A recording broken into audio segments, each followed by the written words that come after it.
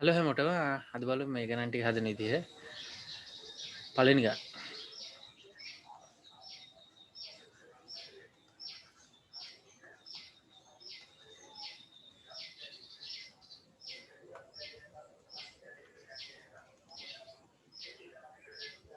මේක සාධක වෙන් කරන්න ඇති. හරි. එතකොට මුලින් අපි පොදු සාධකයක් හොයාගන්න ඕන. දැන් මේක දිහා බැලුවොත් පොදු සාධකයක් ටික හිතා ගන්න අමාරුයි. දැන් පළවෙනි එකේ x වර්ගය තියෙනවා මෙතන x වර්ගය නැහැ. එතකොට එයා පොදු සාධකයක් නෙමෙයි. එතන y වර්ගය තියෙනවා මෙයාගේ y වර්ගය නැහැ. එතකොට එයාත් පොදු සාධකයක් නෙමෙයි. දැන් මෙන්න මෙතන බලන්න මෙතන p ඍණ q තියෙනවා. මෙතන q ඍණ p තියෙනවා. ඒ දෙන්නත් වෙනස්නේ. එතකොට ඒ දෙන්නත් පොදු සාධක නෙමෙයි. හැබැයි අපිට මෙතන පොදු සාධකයක් හදාගත හැකියි. මෙන්න මෙහෙම මේක තේරෙනවද කියලා බලන්න. ඕක සුළු කරොත් මොකක්ද දෙන්නේ? ඍණ වතාවක් q ඍණ p. එතකොට එනවා ඍණ q. ඊට පස්සේ ඍණයි ඍණයි ධන p එනවා. මම ධන p මම ඉස්සරහින් ලියන්න. ඔන්න ඔහොම එකක් එනවා.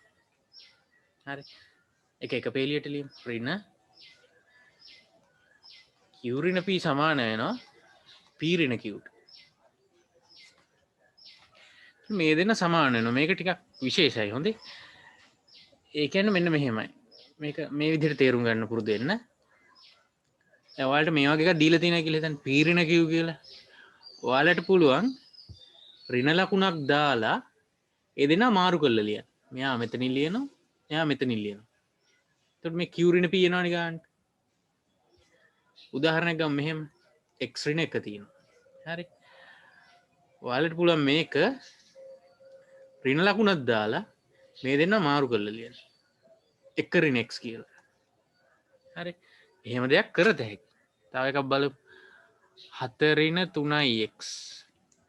මේක ඔයාලට පුළුවන් ඍණ ලකුණක් එළියට ගන්නයි කියලා අපි කියන්නේ. ඍණ ලකුණක් දාලා මේ දෙන්න මාරු වෙනවා.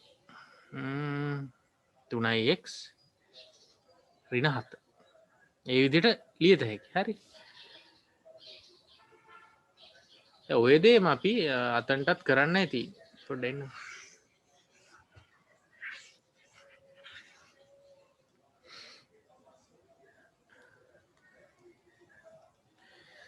අපි මෙන්න මෙතනට ඒ දේ කරමු. එතකොට මං ඍණ ලකුණක් දානවා. ඒ ඍණ ලකුණ මෙන්න මෙතනින්ම දාමු. හොඳේ. මෙතනින් ඍණ ලකුණ දාන්න යන්න එපා. ඒක මේ ඉස්සරහටම එනවා. එතකොට මෙන්න මෙතනින් දානවා. ඍණ ලකුණ දැම්මා. මෙයාට මොකුත් වෙන්නේ නැහැ. ඒක එහෙම ලිව්වා. මේ දෙන්න මාරු කරලා ලිව්වා. ඔහොම ලියත හැකියි. හරි. මේක එහෙමම ලියමු. දැන් පොදු සාධකයක් පේනවද මේ? p ඍණ q පොදුයිනේ. ඒක එළියට ගමු.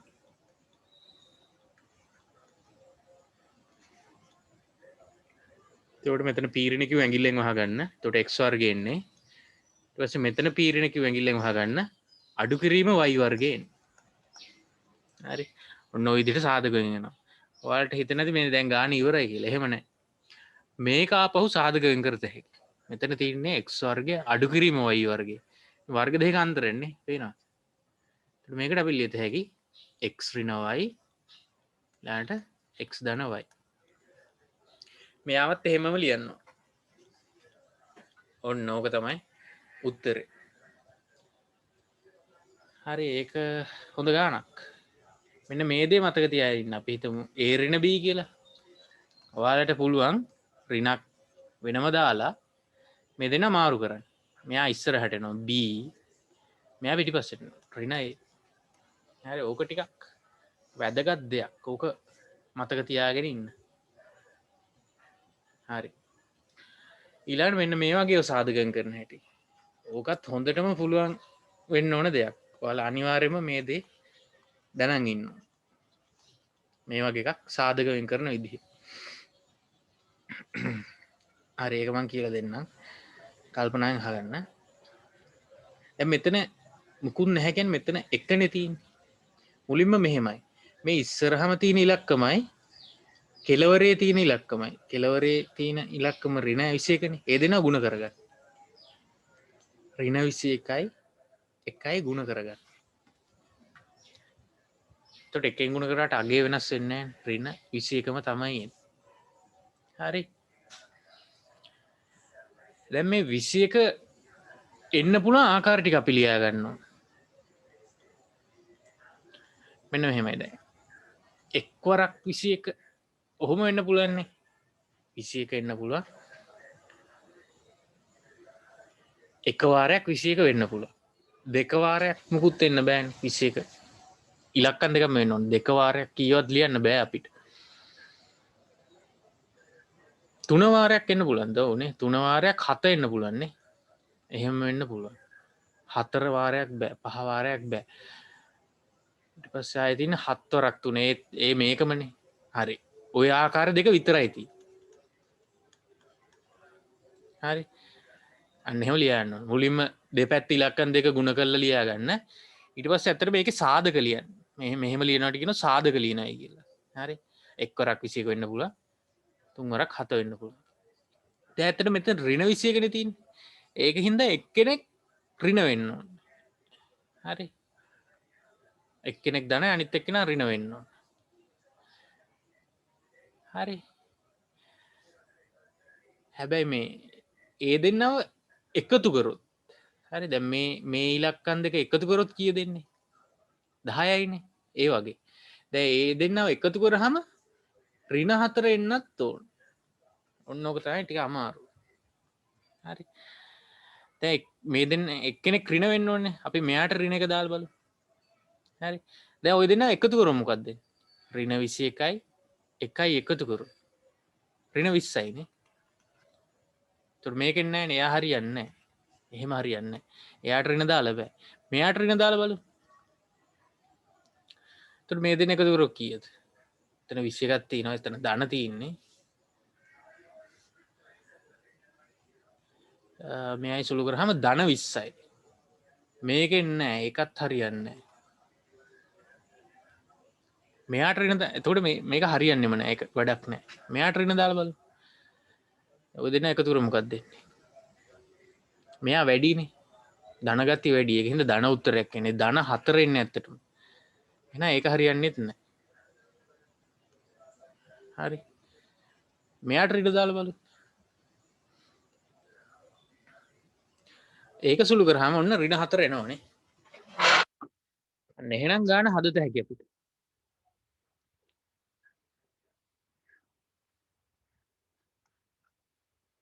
හරි දෙන්න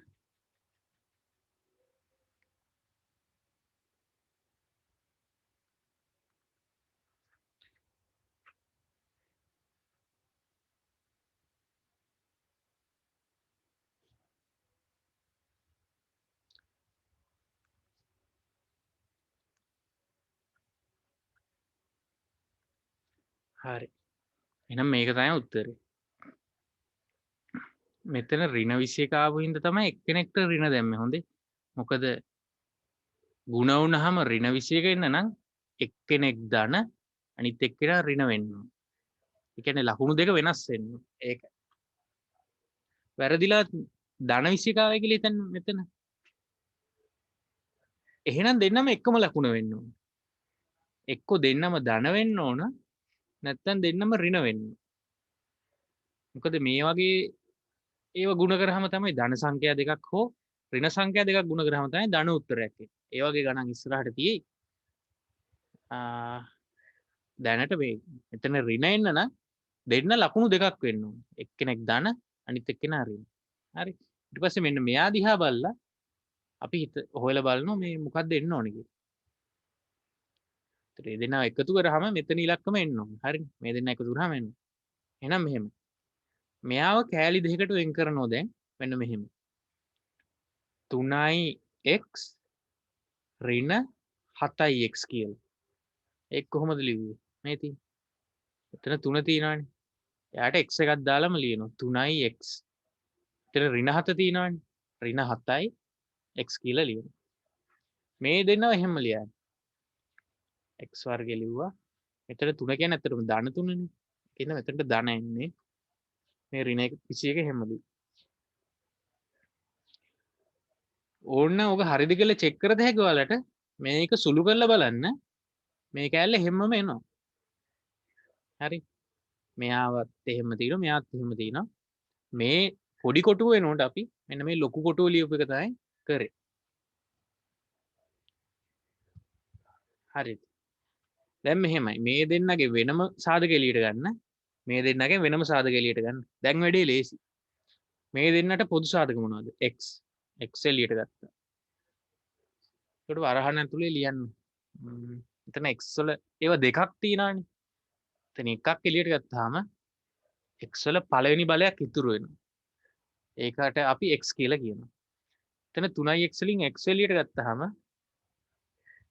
ධන 3 තමයි ඉතුරු වෙන්නේ. ධන 3 දාන්න. ඊට පස්සේ මේ දෙන්නගෙන් පොදු සාධක එළියට ගන්නවා. 7ක් පොදුයිනේ. එතන 21කටත් 7ක් තියෙනවානේ. 7 එළියට ගමු. ඇත්තටම ඍණ 7ක් එළියට ගමු. ඍණ 7. මෙතන ඍණ 7 ඇඟිල්ලෙන් වහගන්න.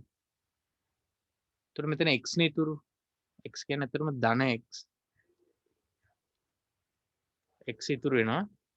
ඊට පස්සේ මෙයාව ඍණ 7ෙන් බෙදන්න ඕනේ. ඒ කියන්නේ එළියට ගන්නවා කියන්නේ බෙදන එක තමයි ඇත්තටම කරන්නේ. ඍණ 21 බෙදනවා ඍණ 7. හරි. එතකොට මෙතන 3 වෙනවා. ඍණයි ඍණයි සුළු වෙලා ධන වෙනවා. උත්තරේ ධන 3 වෙනවා. එතකොට මෙතනට ධන 3 වෙනවා. දැන් x ධන 3 පොදුයිනේ. ඒක එළියට ගන්න. මෙතනත් x ධන 3 තියෙනවා. මෙතනත් x ධන 3 තියෙනවා. ඒක එළියට ගන්න. එතකොට මෙතන x ධන 3 ඇඟිල්ලෙන් වහගත්තොත් x එනවා. මෙතන x ධන 3 ඇඟිල්ලෙන් වහගත්තොත් ඍණ 7 එනවා. එතකොට ඕක තමයි උත්තරේ. x ධන 3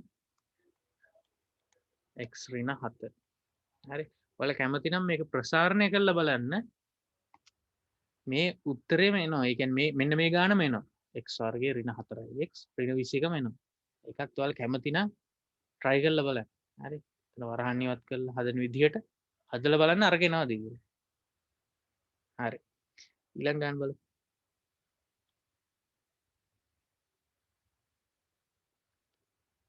ඔන්න දැන් මේ වගේ ගණන් දෙකක් තමයි තියෙන්නේ. හරි. මාත් එක්කම හදමු. කල්පනාවෙන් හදාගෙන යන්න. හරි. මුලින් මොකද්ද කරන්නේ? දෙපැත්තේ ඉලක්කම් දෙක ගුණ කරන්න. එතන එක තියෙන්නේ. මෙයත් එක්ක ගුණ කරාම එන්නේ ඍණ 4. ඔක සාධක වලට වෙන් කරගන්න. එක්වරක් 4 වෙන්න පුළුවන්. මුලින් මේ විශාලත්වය ගැන හිතන්න 4. 4 එන්න පුළුවන් එක්වරක් 4 එන්න පුළුවන්. දෙවරක් 2 එන්න පුළුවන්. එච්චරයි. 3 වරක් නෑ. 4 වරක් එක කියන්නේ මේකමනේ. ඔච්චරයි. දැන් ඍණනේ. ඒකින්ද එක්කෙනෙක්ට ඍණ ලකුණක් දාන්න. බලමු මෙයාට ඍණ ලකුණක් දාන්න. දැන් ඔය දෙනා එකතු කරලා බලන්න. ඍණ 2යි ධන 2යි එකතු කර බිඳුවයිනේ. ඒක හරියන්නේ නැහැ. එතන ඍණ දාලා බෑ ඒක. මෙන්න මෙයා එන්න. ඔයාලට හිතලා බලලා කීයත හැකි හිතලා බලන්න. කොතනටද ඍණ ලකුණ දාන්න ඕන. එතන ඍණ 3යි x එන්න නම්. දැන් මේක වැඩක් නැහැ. මෙතන දෙන්නම සමානයි. ඍණ 3ක් හදාන්න බෑ ඒක. මේකේ කොතනටද ඍණ ලකුණ දාන්න? මෙතනටද? මෙතනට දැම්මම මොකද වෙන්නේ? මේ දෙනවා එකතු කරොත් ඉන්නේ ධන 3. එහෙමත් බෑ. එහෙනම් මෙන්න මෙහෙම දාන්න. අන්න ඔය දෙනා සුළු කරොත් ඔය දෙනා එකතු කරොත් ඇත්තටම ඍණ 3 එනවා. හරි. එහෙනම් දැන් කරන්න තියෙන්නේ මෙන්න මේ ඍණ 3යි x වෙනකොට අපි ලියමු මෙන්න මේ 1යි x එනවා. 1 කියන්නේ ඇත්තටම ධන 1 හොඳේ. ඊට පස්සේ ඍණ 4යි x එනවා. පොඩ්ඩෙන් මෙතන a නේ තියෙන්නේ. මෙතන a හොඳේ. එහෙනම් මෙතන a ලියන්න ඕනේ. a තිබුණොත් a වලින් ලියන්න ඕනේ. y තිබුණොත් y වලින් ලියන්න. 1යි a ඍණ 4යි. මෙයාව එහෙම ලියන්න. මෙයාවත් එහෙම ලියන්න. හරි. ඔය පේලියලත් දැන් පස්සේ අමාරු ටික ඉවරයි. මේ ටිකෙන් දැන් පොදු සාධක එළියට ගමු. එතකොට එන්නේ මෙතන ඒව දෙකක් තියෙනවා එක්කෙනෙක් ගන්න. ඒකින් හින්දා ඒ එකක් ඉතුරු වෙනවා. දාන්න. එතන ඒව එළියට ගත්තාම එක ඉතුරු වෙනවා. ඊට පස්සේ මේ දෙන්නෙන් පොදු සාධක විදිහට අපි ඍණ 4ක් එළියට ගමු. එතන මෙතන ඍණ 4 ඇඟිල්ලෙන් වහගත්තොත් ඒ ඉතුරුයිනේ. මෙතෙන් ඍණ 4 ඇඟිල්ලෙන් වහගත්තොත් මලා ඔක්කොම වෙන්නේ. හරි. ඒ කියන්නේ එතනට එකක් එන්නේ හොඳේ. ඔක්කොම වෙලි ගියාම බිඳුව දාන්න එපා. මේ දාන එක තමයි. හරි. දැන් ඒ දාන එක පොදුයිනේ. ඒක එළියට ගමු. මෙතනින් ඒ එනවා. දැන් ඍණ 4 එනවා. ඕක තමයි උත්තරේ. ඊළඟ ගානත් හදමු.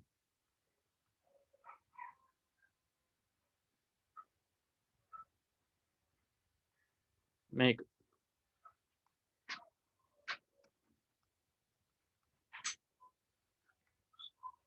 ඊට මේ දෙපැත්ත ඉලක්කම් දෙක ගුණ කරගන්න 6 වරක් දෙක 12යි. 12 කියන්නේ ධන 12 එන්නේ හොඳේ. දැන් කෑලි වලට වෙන් කරගන්න. එක්වරක් තියනවාද? ඔව්. එක්වරක් 12. දෙවරක් එනවාද 12 හැදෙන විදියක්? ඔව් දෙවරක් 6 12යි. ඔව්. තුන්වරක් තියනවාද? තුන්වරක් 4 12යි නේ. හතරවරක් තියනවාද? හතරවරක් 3මනේ. ඒ කියන්නේ ආයි මේකමනේ. එතකොට ඔය ආකාර තුන තියෙනවා. දැන් මෙතන ධන හින්දා දෙන්නම එකම ලකුණ වෙන්න ඕනේ. ඒ කියන්නේ එක්ක දෙන්නම ධන. ඒ කියන්නේ මෙයා ධන නම් මෙයාත් ධන. එහෙම නැත්නම් මෙයා ඍණ නම් මෙයාත් ඍණ. දෙන්නම එකම જાතියෙන් ඉන්නවා. හරි. දැන් උත්තරේ දිහා බලලා හිතන්න මොකක්ද එන්න ඕන කියලා. ඍණ 8 එන්න. සුළු කරාම ඍණ 8 එන්න.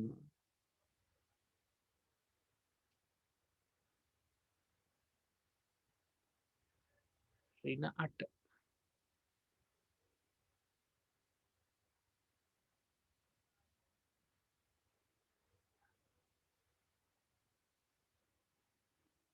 ඔව්. ඔයාලා හිතලා බලන්න ඍණ 8 ගන්න පුළුවන් කොහොමද කියලා. දැන් ඍණ වෙන්න එපා. එහෙනම් අපි මේ දෙන්නටම ඍණ දාලා බලමු. එතකොට මේ දෙන සුළු කරොත් ඉන්නේ ඍණ 13යි. ඒක හරියන්නේ නැහැ. මේකට දැම්මම මෙතන ඍණ 2යි මෙතන ඍණ 6යි එකතු කරොත් ඍණ 8 එනවා. ඒ එකතු කරන්නේ මෙහෙමයි දෙන්නම එකම ලකුණනේ. ඒකින්ද මේ ඉලක්කම් දෙක එකතු කරනවා. 6 2යි 8යි. එතකොට උත්තරේ එන්නේ ඍණ 8. ගුණ කරන්නේ එහෙම නෙමෙයි. හොඳේ ගුණ කරන්නේ වෙන විදිහට. එකතු කරන්නේ අර විදිහට. හරි. එහෙනම් මේක තමයි උත්තරේ. දැන් මේ දෙන්නට නිකන් දාලා බලමු ඍණ. එතකොට එන්නේ ඍණ 7. හරි. එතකොට මේක තමයි උත්තරේ. මෙයා වෙනුවට ලියමු ඍණ 2ix ඍණ 6ix කියලා. කියන්නේ මෙයාව කෑලි දෙකකට වෙන් කරනවා. මේක එහෙම ලියමු. මෙයාවත් එහෙම ලියමු. දැන් මේ දෙන්නෙන් පොදු සාධක එළියට ගමු අපි. 2x එකක් පොදුයි. එතකොට මෙතනින් දෙකක් එළියට ගත්තාම 3ක් එනවා.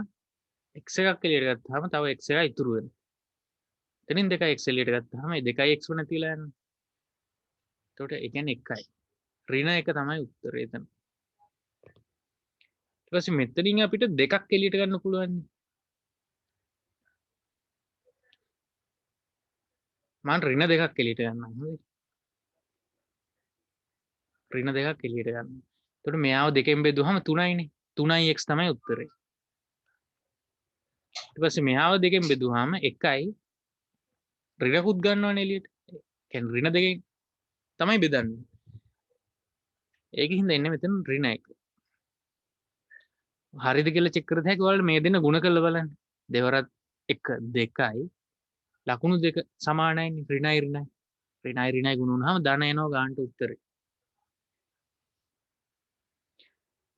දැන් අපි බලන්න මේ 3x ඍණ එක පොදුයි. ඒක එළියට ගමු.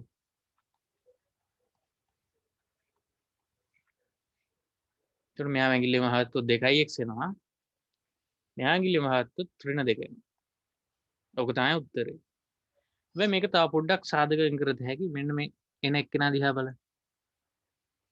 එතන දෙකේ ඉලක්කම පොදුයි නේද? එහෙනම් ඒකත් එළියට ගත්තා. මේ දෙකේ ඉලක්කම එළියට අරන් මම මෙන්න මෙතනින්ම ලියන්නම් 2. මේක එහෙම ලියන්න යාට මුකුත් වෙන්නේ නැහැ. මෙතනින් දෙකක් එළියට ගත්තාම x ඉතුරු වෙනවා. එතනින් දෙකක් එළියට ගත්තාම 1යි හොඳේ. 1යි. මේ ඍණ ලකුණ හැම වෙනවා. ඕක තමයි උත්තරේ. ඒ විදිහට හදත හැකි ඒ ගාන. හරි. ඊළඟ ගාන බලමු. මේකත් අර වගේම යන සාධකමයි.